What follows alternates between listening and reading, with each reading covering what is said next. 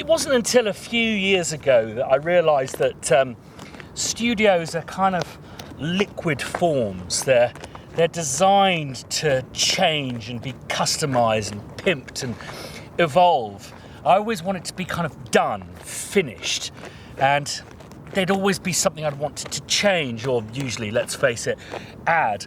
And I think by embracing that studios are a kind of liquid format, I've been in a much happier place. So I've been using the summer holidays, my children on holiday, to basically very slowly prepare for this album. And I would say that this liquid form, my shed, has just hit the sweet spot. I've been messing around with the furniture, messing around with the configuration of where my instruments are, how I use the cameras. I just wanted to share with you where I'm currently at with my studio. So here's a little mini tour of the studio, which I've basically divided into 6 distinct zones. So what I'll do is I'll set up a locked off camera for each of those zones. First, the main workstation. Well, the thing that makes me happier than anything that I've bought possibly in the last year cost me £13 from Argos, and it's this. I can now switch on these lights from the desk, and I don't have to go round the back and click. It's just one of those things you do for like 2 years, and every time you do it, I just really need to sort this out. It's just a plug adapter thing, but with on-off switches. Right, so first zone is my workstation. To the left here is the Rupert Neve desk and the MixPre 10. That's basically my out-of-the-box rig for my album. Basically, I'm creating an album over in this zone over here behind me, and hopefully in the main kind of area of the room. And I don't want to record it into a computer. I don't want to use the computers heavily in its creation. I want to record everything as live performances down to so-called tape. So I've separated my studio into 2, the out-of-the-box system, which is also zoned over there, and the in-the-box system. So have a MacBook Pro running Logic. I'm just simply using this now to record my voiceover from the RE20, and indeed anything from my iMac Pro. This is basically, I still feel, the best way of recording stuff and representing Spitfire stuff is via ADAT light pipe into this computer here. So say, for example, I was doing a tutorial about this teaser that I've just created for Spitfire. I would have to switch these to E2 so you can actually hear them. You can see it there on that computer, but what I then need to do is switch the speaker controller so I can actually hear it through the speakers. I'm really happy with the current mic setup. The amount of pops that are going into this RE20 aren't upsetting me anymore. I can, by and large, see what I'm doing very much in tutorial mode. But the one difficulty I am having with this mic is the sheer bulk of it. So to be able to get to see what I'm doing with my fingers is a struggle. I'll come back to the cameras in a second. But overall, happy with this. When I'm working, I just simply get this,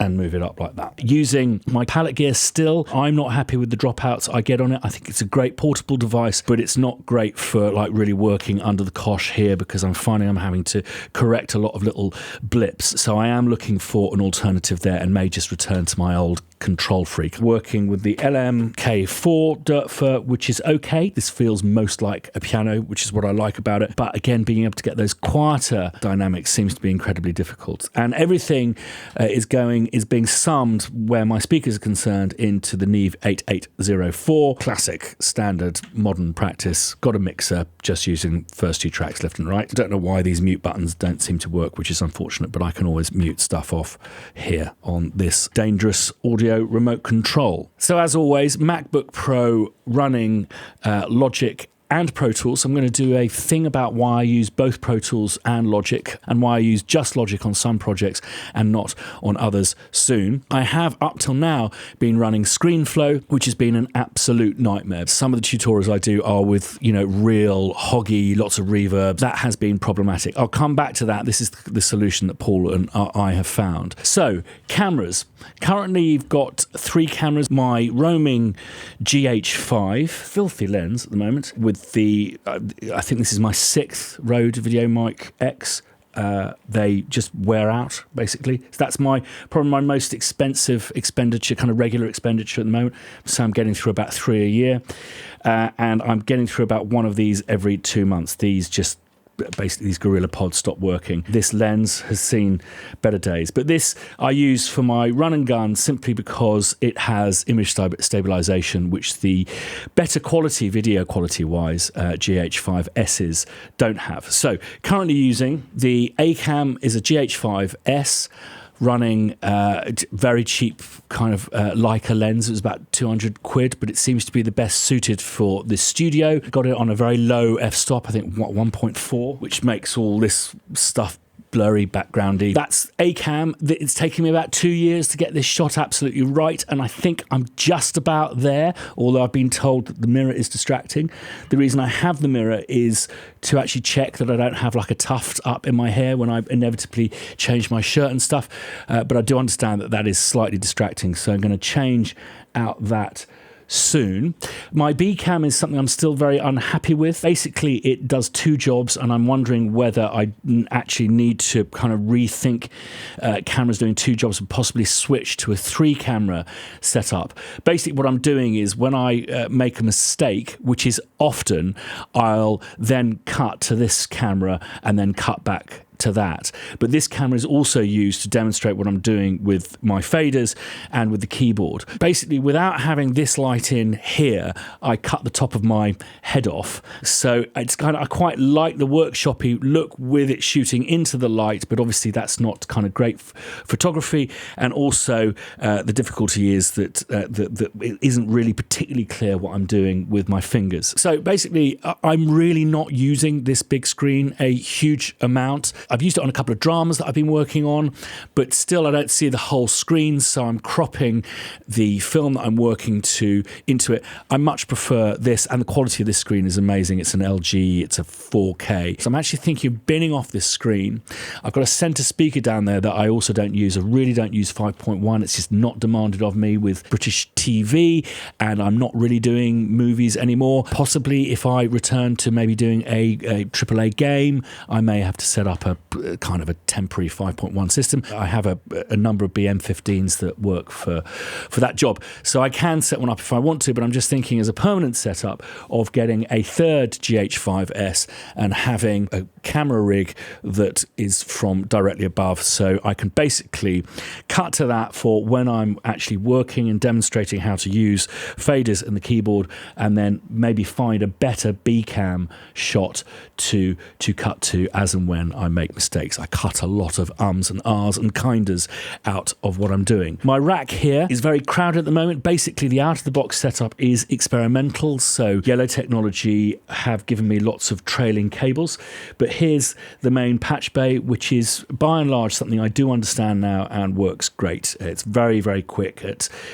getting anything I need from pretty much any part of the room directly into here or into the out-of-the-box rig. On the front of the rack, I have nice Furman power thingy that keeps my power all nice. Then I have a Neve 8801. This is dedicated for this mic. This is hardwired into that with a setup that Jake Jackson created for me, which compresses a little bit to tape and has a little bit of EQ that suits my voice. I need to have a dedicated mic pre for that because this is a permanent thing. Right, next up on the rack is another patching area from Yellowtech. So these are my main inputs for my mic pre's and for my line-ins from jacks and stuff like that. I put my modular system in through that one at the front. Next down are my two Blackmagic docks with all of my SSDs in. Fantastic bit of kit. I think it's still Thunderbolt at the back there, but these seem to work a treat. And then at the bottom is the brains for my Dangerous audio system. This was recommended to me by Andy Gray, and it makes that noise when you turn it up and down, so I think it's working on, is it servos? It doesn't seem to colour the sound and all of that. So that's this section. So this is the second zone, my main kind of outboard section. The newest addition are these things here, which are the Blackmagic. They're kind of a mini shuttle dock or something. Basically, these enable me to record directly out of the cameras, so I don't have to worry about the camera switching on or off. If I remove power from the cameras, or the cameras run out of power if they're on batteries, we don't lose the footage, and these things carry on recording. So basically have the cameras going direct into the first two Blackmagic boxes through HDMI. So the HDMI 4K into this SDI converter, and then into these little Blackmagic boxes, which are noisy, which is interesting. And then HDMI out of this main display, and I had to do a little bit of fiddling around, or rather a little bit of researching on the internet. If we look here, basically you can click off mirror displays. The main feed to the Blackmagic has gone blank. So mirror displays off, and then what you do is option onto the one that you want to mirror. You drag that onto what you want to mirror. So you go like that, hey presto, and I have my slightly, I'll scale it down, that should look all nice and tasty. So the difficulty I'm having with these Blackmagic boxes, other than them sounding like hairdryers, is that the quality of the video is great, but it just means the data management I have now is potentially obscene. So that 15-minute segment that I did, just, you know, the one with my screen, camera A and camera B, that 15 minutes gave me about 60 gigabytes on the screen capture and about 70 gigabytes on both of the cameras, each of those taking over an hour to transfer to my editing rig. Now I calculate when I do my tutorials, there can be up to about an hour and a half of footage that I record, which would mean 3 of them a week, or 3 of them in a week, and the time it takes to convert proxies would total about 45 hours just of data management, and about 1 terabyte of data. So I was hoping, if any of you are kind of a little bit more expert than I am where codecs are concerned, the moment the Blackmagic boxes are giving me about twice the data that the GH5s are giving me. I imagine the GH5s compress things in a certain way. It doesn't go up to 4K on H.264, which I imagine would be ideal. Now I could do the screen capture at 1080p, but Premiere Pro, when it upsamples to 4K, it looks absolutely terrible, and that's something that people have complained about in the past. Now I know someone like Casey Neistat and what's his name, his pal Peter McKinnon, have said, well, most TVs aren't 4K. I do see a difference in the picture quality, especially in the low light that we're working in. 4K just looks so much kind of crisper, and it just strikes me as a pity that we'd be going backwards. Certainly a lot easier to work at 1080p, but anyway, your assistance would be much appreciated. So they have 2 card slots. If you see here, you put it in, get a green light, put it in, get a second green light.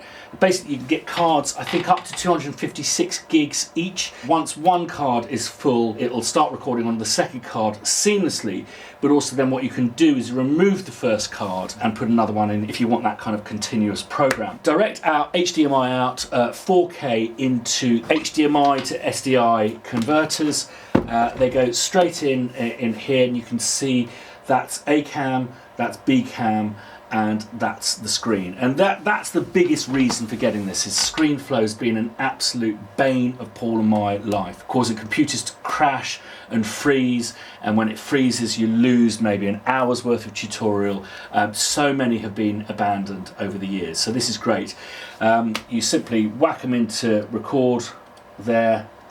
Just want to get back to, whilst we kind of go over to this section of the zone, I'm still on BM15As, have been using the Dyna Audios for many years, so it's just better the devil you know. I did have a pair of Harbeths, but it just didn't work for this room. Those are currently in storage, but there's a few things that I've put in storage, and stuff like the big telly that I was talking about, that may be going into a new project for me and for us and for Spitfire soon. More news on that. So over here is my kind of reverb section. I've got TC6000, which is what I still use for my orchestral stuff. Is it the best reverb in the world? I can't answer that. It's just the reverb that is used on all film scores. So if you want your stuff to sound like a film score, you know, that's why I have bought a second-hand one of these. They are indestructible. It's been on for about 3 years. I've got the Bricasti, which isn't as rich as the TC6000, but has a clarity. I always say that this is like gravy, this is like jus. The Kemper is something that I do enjoy, have enjoyed in the past using. It's basically a multi-effects guitar amp sim, and what I like about it is it's got a dedicated knob for each function. It's not a deep dive like this Fractal Audio thing is, but back to that in a sec. So I'm using two 1073 DPAs. So this one pretty much permanently is my piano mics. This is more of a floating around guest artists microphone mic pre.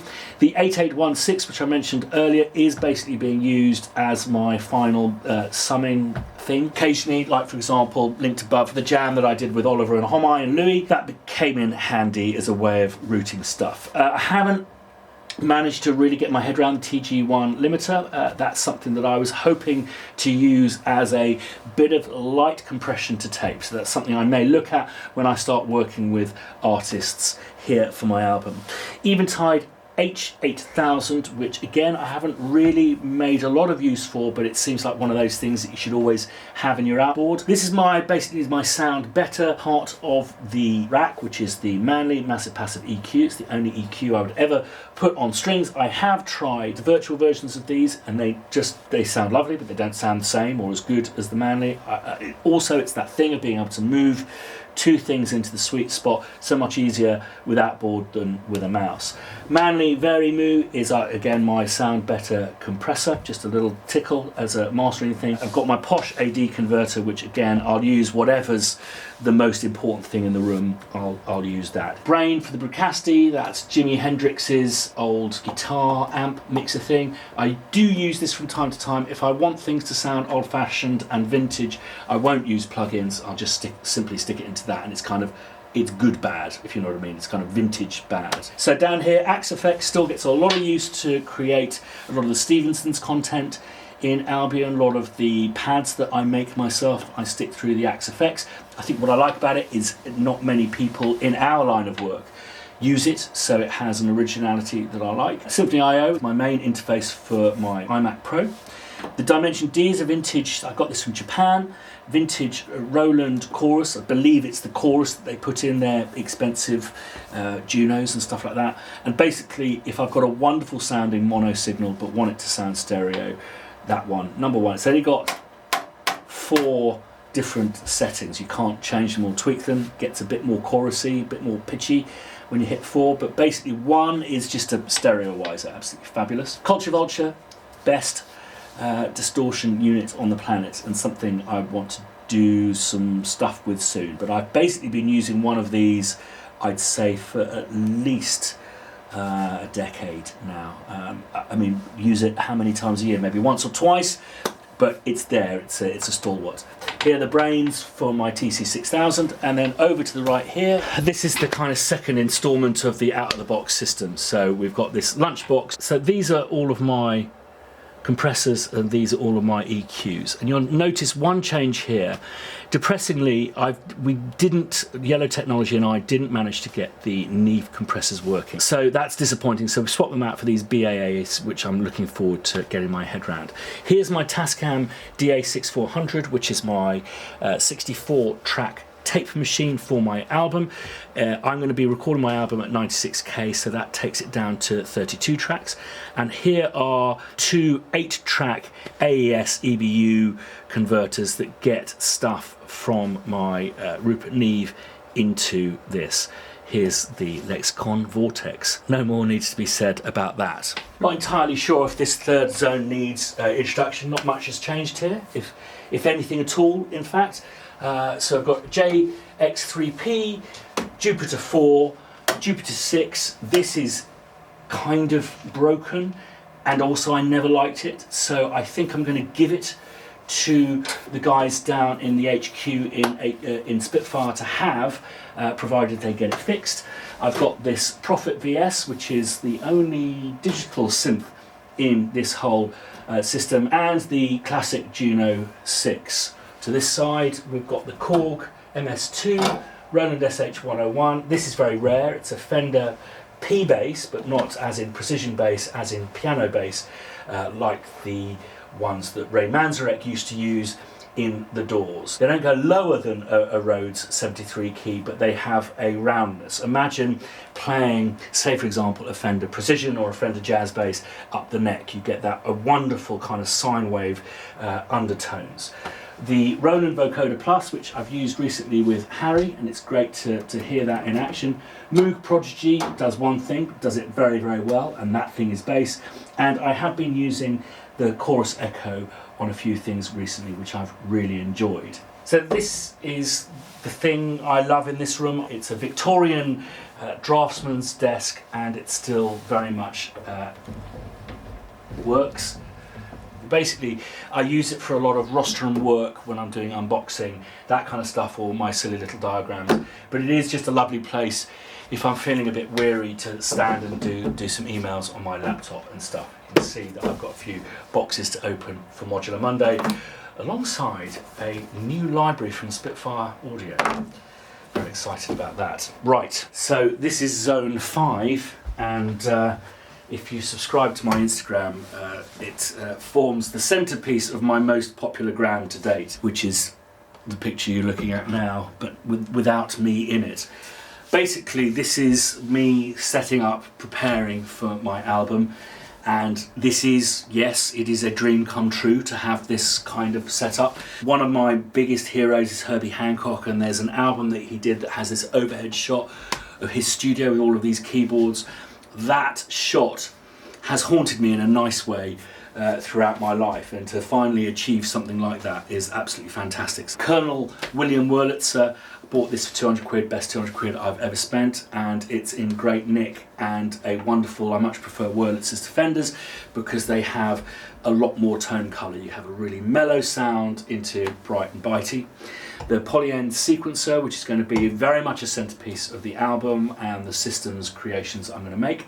I've got the Otto-BAM. This vintage digital reverb is basically going to be the posh verb I use for all of the electronics and stuff, because it's still going to be very cinematic. This guy needs no introductions, Frankensynth, who is going to grow a little bit later today. I have made a pledge with myself, and that is that once I fill this rack, if I'm going to buy any more modules, I have to actually take existing modules that I don't use out and sell them on or donate them to the modular rig down at the HQ. This is a tip I've taken from colleague and friend BT, Brian Transow, who basically said you can go on forever and eventually it becomes like a vine that takes over your studios. Schimmel, my favourite piano in the world, but with the new KeySense thing, again, video linked above to that. I won't have this on permanently because, funny enough, what I didn't realise is I do use the full length of the key bed, and this cuts it down by about that much, so you do feel constricted slightly, so I will only have it on